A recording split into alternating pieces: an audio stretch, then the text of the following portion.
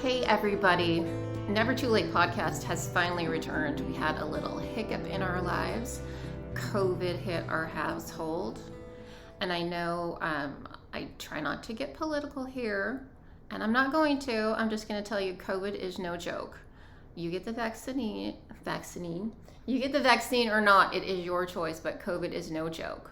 I will say that I had a first dose of the vaccine. I know before I told you I wasn't going to tell you if I had or not, but I did, got the first dose, and I got sick from the vaccine.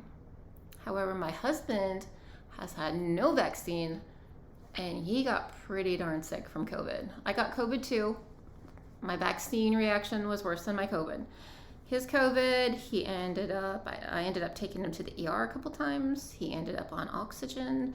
It's been about 3 weeks, and he was pretty darn sick. So, hey, it's never too late to get COVID. How's that one for you? Anyway, I just wanted to share that with you. That's why we've been MIA for a while. I do have a guest with me today. I have a nice little nurse that has came to help us out for a while where my husband's been sick. Melissa Collins is a nurse, and she lives up in Michigan with her husband and 2 daughters. Melissa, do you just want to introduce yourself for a minute? Yeah. Say something about yourself? Yeah, I am, like she said, Melissa Collins. I've been a nurse now for, it's kind of hard to remember how many years. Quite a few years, we'll go with that. And I came down here, actually, Deb's husband is my father, and he got real sick with COVID, so I figured he might need a nurse ratchet to come down and slap him around and make him do what he needs to so he can get better. And he did. Yeah, he did need that. He is getting better. And I do have to say, too, when we got COVID, we were actually in South Dakota in our RV, and we were both sick, and I hardly ever drive the RV, and we had 2 of our boys come up and drive us back to Alabama, so that was a lifesaver, too. So these kids are pretty darn cool. I agree. We are pretty cool.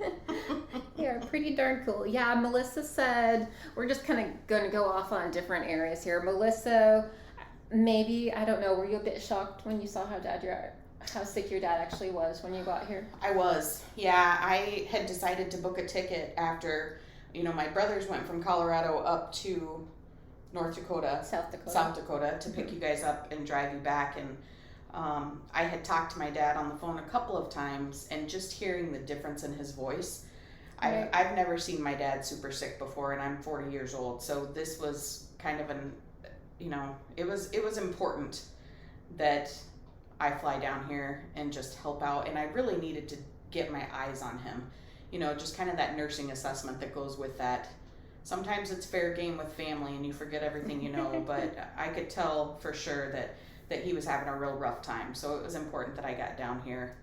And when I first walked in the door, I had noticed that my dad had lost probably 20 pounds since the last time I had seen him, and he verified that it was about 15 pounds that he had lost. But I was very surprised to see how thin he was and how pale he was, and it was a sad sight. But I was hopeful that if we go through the steps that we needed to for home care, it would work out to the better, and it has. Yeah, it has. And I've got to say that having you here was so helpful to me, because I was trying to take care of him when I was sick too. Right. And that was hard. And plus, I have no clue what to do. I'm like, okay, we've got him on oxygen. I guess that's good. But then you came and you knew to do the percussion, or what I call beating on his back and stuff like that. So if anybody is out there listening, find out what to do.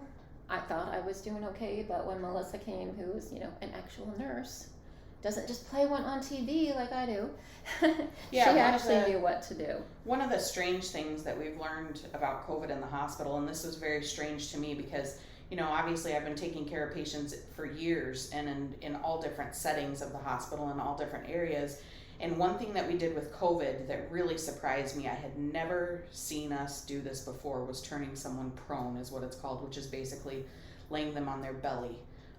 Which relieved all the pressure, especially for women or heavier men, the pressure from your chest and everything on your chest, your heart, your fat, your breast, all that stuff on your chest pushing down on your lungs, which made it more difficult for people to breathe. So turning them prone and over onto their stomach actually was enabled us to open their lungs up a little bit more, and we were seeing a higher oxygen concentration with people flipped over on their stomach. So we did that a couple of times with my dad. I also did what's called percussion therapy, where you basically cup your hands and kind of pound on the back on both sides, on either side, for the lungs, and that's supposed to help loosen up the gunk and stuff that builds up on the back of the lungs. Because as you know, when we're sick, we usually lay down on our back or our side, which with gravity working, all of the pus and stuff that grows up in the lungs kind of sits towards the back of the lungs. So flipping them over onto the stomach and kind of working the back of the lungs, which is a lot of what we do with pneumonia and stuff too. But that we saw an immediate spike in his oxygen level as we went through and did those. He was very weak, so we started slowly, like I said, having him lay on his stomach for about an hour at a time, about twice a day. We did that for a few days, along with the percussion therapy first thing in the morning. And then, of course, just some relaxation exercises like massaging his feet and his hands and his back and his neck and head and stuff like that. Just some stuff to help him relax and take a couple of deep breaths. We know that we breathe a little deeper when we're more relaxed. And then, of course, after a few days and his oxygen level started to raise a little bit, we decided to start working on building some of his strength back. So it was very difficult for him to walk and get around, and he would drop his oxygen levels. So working on some small strength training, we put 5-pound weights in either hand while he was sitting, and just had him kind of flex those back and forth for, about 2 minutes or so, and had him do that several times a day. We did some balancing exercises where he would stand in front of me holding my hands and just stand on one foot for 30 seconds, stand on the other foot for 30 seconds, and just kind of go back and forth with that. Basically learning the basics again. And make sure he wiggled his ankles and feet to keep blood clots. Yeah, very important that you keep moving around. So the heart is actually strong enough to push blood down through your body, but it's not necessarily strong enough to get it back to your heart. So the way blood gets back to your heart is actually through muscle contraction. So if you're inactive and you're laying down, your heart is not, or your blood is not pumping quite as well as it should be. So it's important that you don't get pooling of blood in especially lower limbs and stuff like that. And as you get older, you usually get poor circulation and things.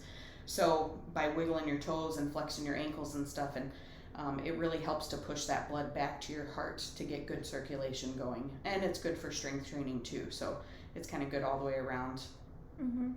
And as far as the prone, we have a family doctor who's a friend of ours who was talking about that too. We called him, and so Melissa and he were both talking about the prone position, having him lie on his stomach. So that's not just something Melissa came up with on her own. Nope. They're out there saying it. Yep, lots of physicians are out there saying it. They've, in the hospitals and stuff, they've figured it out. And, please don't take me as I buy into all of this stuff. My husband and I have very different views on a lot of this stuff. And my husband would say that the people who are following along with this disease process may be sheep, and just kind of following the crowd and that kind of thing. But really, I'm not sure what my exact stance is on the vaccine, on COVID in general, where it came from, how it came to be, if it's political, if it was put there on purpose. I'm not sure what it is. I just know that the people that I've seen sick from it are really, really sick. And the fact that we're having to start doing things to these people that we've never done before, it's concerning. Mm-hmm. And I will say that, Tom, like I said, did not get the vaccine. And I still actually don't know if he's going to get it, just because he saw how sick I got because of the side effects. So Tom, at some point, he would say, well, it's just a bad flu, whatever. Well, I think he's discovered it's a really, really bad flu. Yes. So I'm not sure if his stance on that is going to change. I mean, he never thought it was a hoax. He thought it was real. He just, I think, didn't realize how bad it got. And I think the Delta variant is worse.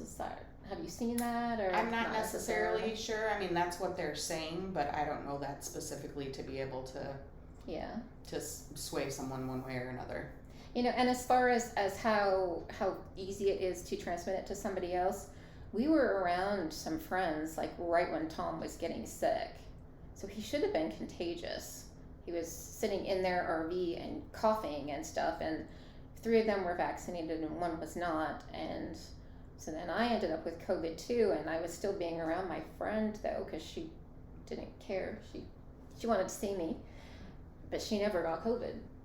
So it's just kind of strange how it maybe picks and chooses who it wants to go to. It could be. And the time frame that they talk about for the time that you're contagious, they say anywhere from 3 to 14 days. So they tell people to quarantine. The 14 days to me seems a little excessive. But again, I am no expert. we'll say just a nurse. I think they might have changed it to 10 days. Maybe. Yeah. And that's fine. I know that they were having people quarantined for 14 days there for a long time. Right. So, yeah. Like I said, I'm just a nurse, so I'm not.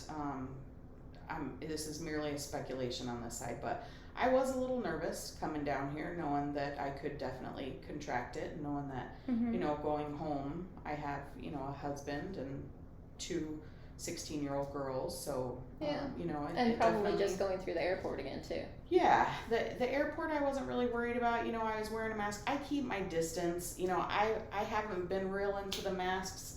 Mm-hmm.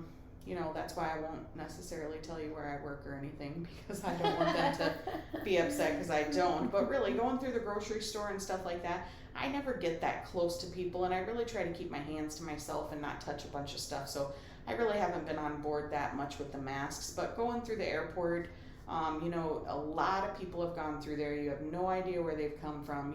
It's not just your local grocery store where it's locals going in and out of it. So I did wear a mask. I felt pretty comfortable. I used hand sanitizer if it happened to be there and things, but, wash my hands frequently. But, I thought about it before I came down, and I was trying to decide, like, do I wear a mask the whole time I'm at Dad's house, just to prevent this? Yeah. But as I thought about it, I was thinking, okay, well, you guys had been sick for, about 9 days or so. So by the time I got here, hopefully the contagion would be gone. But really, coming down here to spend a week, I was not willing to wear a mask. Mm-hmm. And, I wasn't willing to be scared of COVID when it comes to my dad being sick and you being sick and needing to come down to lend a hand. Well, and you were a nurse, and you have been working with COVID patients. And that was before the vaccine came out. But we're masked up, and we've got goggles on and gowns and things like that, really to help prevent transmission. Mm-hmm. But it still happens. I mean, there's nurses at the hospital that get it, and you don't know if they got it from the hospital or out somewhere else. Yeah. So it's just like any other virus out there. Mm-hmm. You can pick it up anywhere. Yeah, and that's what everybody says. Well, where did Tom get it from? I'm like, I don't know. He hangs out at Lowe's all the time. You probably got it at Lowe's. Right. Who knows? There's no specific person that we know that we came in contact with. Yeah. Walmart shopping cart. Who knows? Right. Yeah. So. Yeah. So, okay. Is there anything else you want to talk about COVID? No. I'm sick of talking about COVID. I was going to say, I didn't plan on talking a lot about COVID, but I think this information is kind of, if somebody listens to this, it might be helpful. Maybe, yeah. I hope that it is, just to see someone else's experience going through it. And this whole time I've really prayed that nobody would get it, but really prayed that my family and stuff would be safe, because as humans we are selfish creatures like that. So it was scary to find out that my dad had it and was doing not so good, and I was pretty concerned when I first came down here. Well, I'm not gonna lie, when I had to take him to the ER twice, I was a little yeah. It wasn't very fun. So, but just to point out though that our doctor did say, just for all of you out there, over the counter vitamin C, vitamin D, and zinc. Yep. So, but other than that, okay, let's move on from COVID. So you live in Michigan. I do. With your husband and 2 daughters, and you have a blended family. We do. The girls are the same age, teenager girls, the same age. So is there anything you want to tell us about that? About a blended family? Yeah, any challenges? Oh gosh, it's full of challenges. Full of challenges, my goodness. if we can make it through this without killing each other, it'll be a miracle. But your teenage years they're getting close to the end. The teenage. They are, yeah. They became sisters when they were 8 years old. They're now 16, so they've had some time to get used to each other, to love the heck out of each other and hate each other and annoy each other and respect each other and disrespect each other, all in the same. So yeah, it's definitely been a struggle, especially from my husband and I coming as two single parents on either side before and then coming together. Right. It definitely is different to see how we raised our children. We had a lot of the basic boundaries and rules and stuff like that in order when we got together.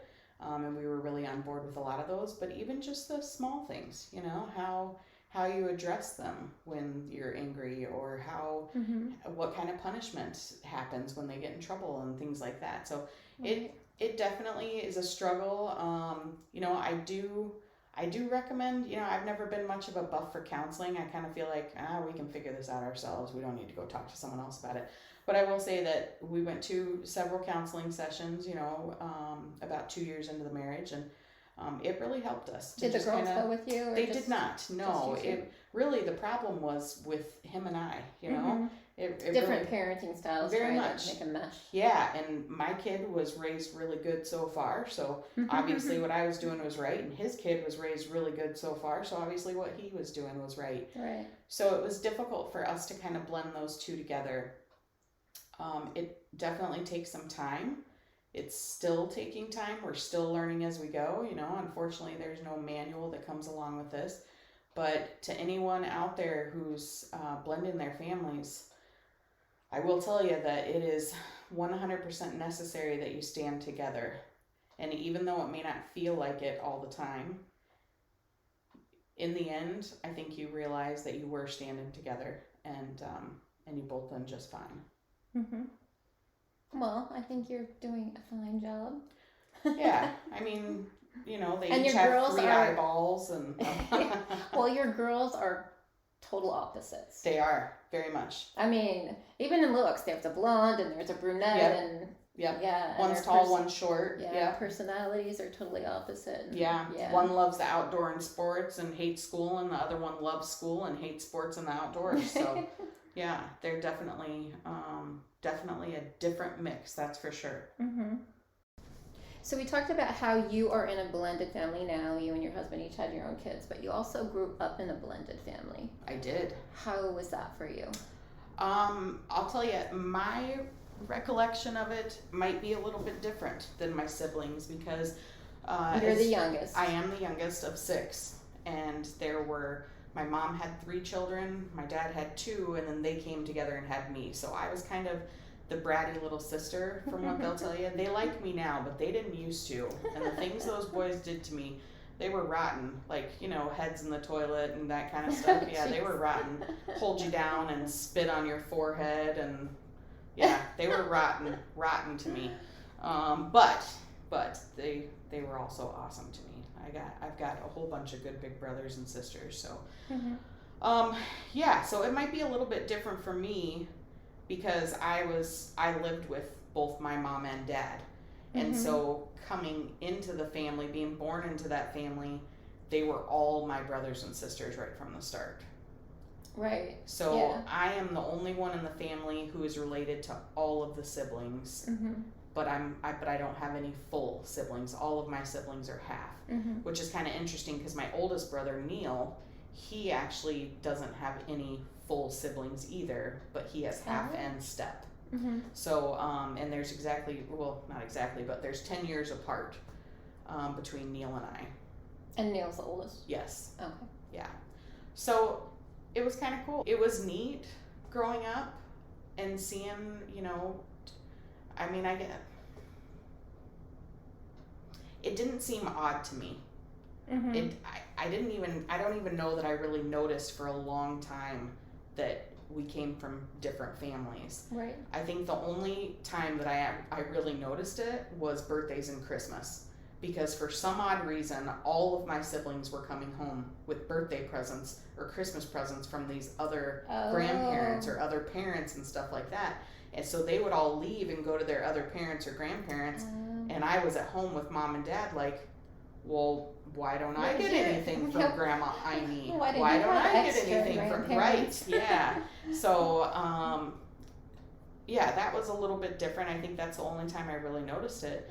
But other than that, I mean, my siblings are all my siblings. There's, as far as I'm concerned, and I was concerned then, there was nothing half or step or anything about it. They're 100% mine. So, and they still are. So yeah, and you guys did a lot when you were younger. Like your dad taught you all to ride motorcycles. Yeah, we grew up riding dirt bikes. It was a pretty cool family thing that we had going on. You know, I don't know if we were ever poor or struggling for money, but if so, my parents never showed me, never showed us. You know, we started off on dirt bikes when we were all very young. As a matter of fact, I think my dad still has a 50 that went through every single one of us siblings, you know, and made it through all of us. And of course, by the time it got to me, the engine blew up and they all blame it on me, but it had nothing to do with all 5 of them riding it before or how old it was. Right, yes, it had nothing to do with that. Melissa, the little sister, is the one who broke it and blew the engine. So, but it was kind of cool because, you know, I think of it all the time when I see like the cell phone signals, your signal on your phone, that little line thing that goes the small line up to the big line, and that's how our dirt bikes used to look, lined up. You know, when we would go up to the mountains and go riding, is we had small to big, and everywhere in between to fit all of our sizes. So yeah, we did a lot of riding growing up, a lot of camping. We were very tight for a long time. So it kind of sucks to get older and all of us grow up and kind of go our different ways and move things. Across the country for each other. Yeah, we all live pretty far away now, so it's hard to get out to see each other, except for weddings and holidays and things like that. Right. Yeah, it's nice that you're so close still with all of your siblings, even though you are so far apart. Yeah, and there's some, you know, like my brother Chris, gosh, we can go 6 months to a year in between talking to each other, and we just pick up the phone and it feels like we're punching each other in the arm just like we used to, like we didn't even skip a beat. And I really feel like that with all of my siblings. You know, talking to my oldest brother Neil, he was always I always kind of felt like he was a protector of me when I was little, just because he was the oldest. Yeah, and so even now when I call him, you know, and same thing, it'll be a year that we'll go without talking, and you know, I'll pick up the phone and I automatically feel safe. You know, like nice. I got my big brother there. Aaron and CJ, the same thing. Just they all kind of played important roles in my life. And Aaron is the one who got me out of trouble, and CJ was kind of like that cool silent one. That, you know, they just all kind of played their part. And then, of course, Mandy was the most beautiful girl I'd ever seen, and I just wanted to do anything I could to grow up to be just like her. And yeah, we got a pretty cool family. So. But it's interesting seeing or thinking about our family dynamics and comparing that to what I have now in raising a blended family. Yeah. And it's very much alike, but so much different, you know. My husband and I had planned to have a child right away, which would have been kind of the his, mine, and ours that blended us together. And really, when we got together and these two girls loved each other so much and hated each other so much, all in the same, they were 100% sisters, we just decided, like, this is perfect. Our family is perfect just the way it is, you know? So we just left it there, and we're moving forward with that. It's going good. So what's it like living in Michigan? I don't know how many of the listeners have been to 5 stars all the way.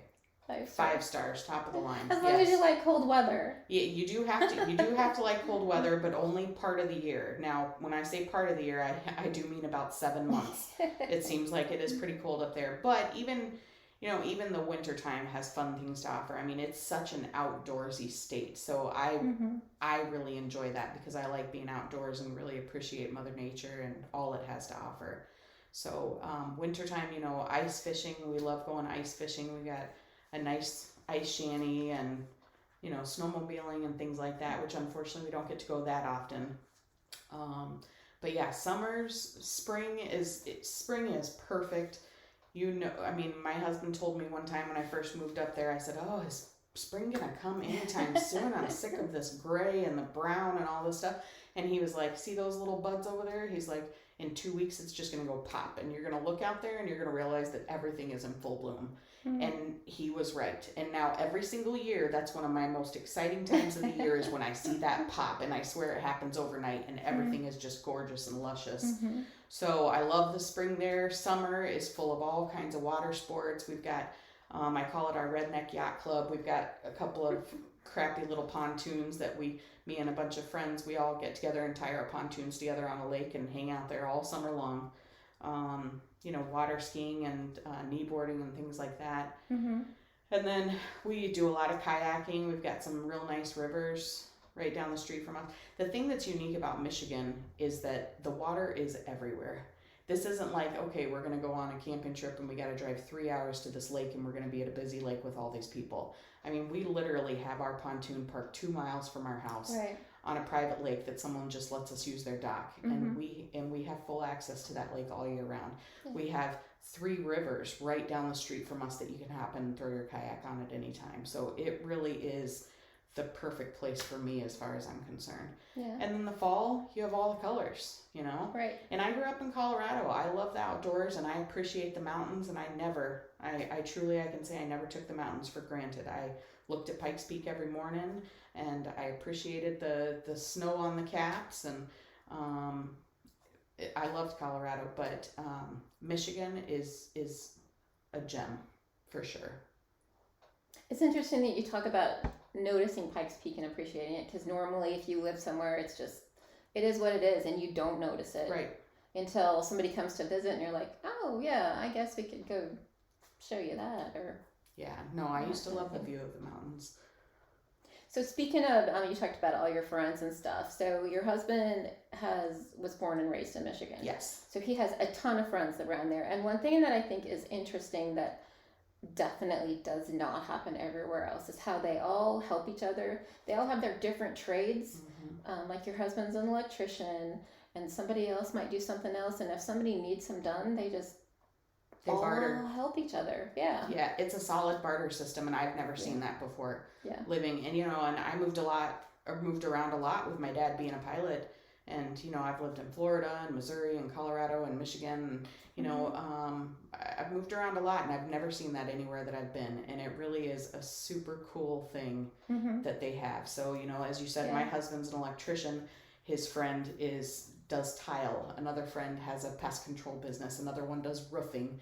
Another one does siding. Another one does landscaping. And they really just barter their work all the way around.